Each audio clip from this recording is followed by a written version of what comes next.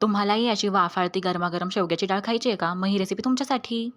तर ही डाळ बनवण्यासाठी सगळ्यात आधी मी इथे एका कुकरच्या डब्यामध्ये तूर डाळ व्यवस्थित धुवून घेते त्यात मी ॲड करणार आहे बारीक चिरून घेतलेला टोमॅटो, त्याचसोबत घरातलं काळं तिखट, चवीनुसार मीठ आणि मग ह्यात मी ॲड करणार आहे पाणी आणि मग आपल्याला ह्याच्या व्यवस्थित 3 ते 4 शिट्ट्या करून घ्यायच्या आहेत. आता ही डाळ शिजते तोवर मी एकीकडे एका पातेल्यामध्ये शेवग्याच्या शेंगा व्यवस्थित सोलून, धुवून त्यात पाणी ॲड करून शिजवून घेणार आहे. ह्यात थोडंसं मीठही टाकायचं त्याने ह्या शेवग्यांना खूप चांगली चव येते. आता हे शेवगे बघा इथे व्यवस्थित कुक झालेत तर हे शेवगे आपल्याला इथे फक्त 90%च कुक करायचे आहेत. कारण पुन्हा आपण डाळीला जेव्हा फोडणी देऊ तेव्हा आपण त्यात शेवगे ॲड करून त्याला शिजवणार आहोत.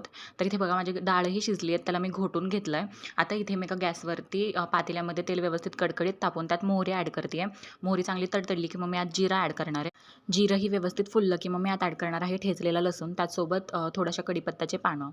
तर हा लसूण व्यवस्थित परतवून घ्यायचा आहे. लसणाला चांगला गोल्डन ब्राऊन कलर आला की मग यात ॲड करायची आहे घोटून घेतलेली डाळ. तर इथे बघा डाळ ॲड केल्यानंतर मी यात ॲड करणार आहे थोडंसं पाणी. जेवढं आपल्याला डाळ हवी आहे तेवढं पाणी ॲड करायचं आणि मग मी यात ॲड करणार आहे बॉईल करून घेतलेला शेवगा.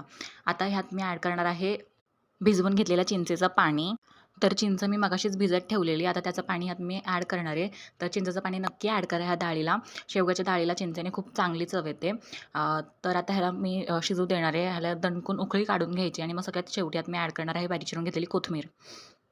आणि मग झाली रेडी आपली शेवग्याची डाळ. अशा छान छान रेसिपीसाठी माझ्या चॅनलला लाईक करा, शेअर करा, सबस्क्राईब करा आणि कमेंट्समध्ये सांगा तुम्हाला ही रेसिपी कशी वाटली. Thank you for watching.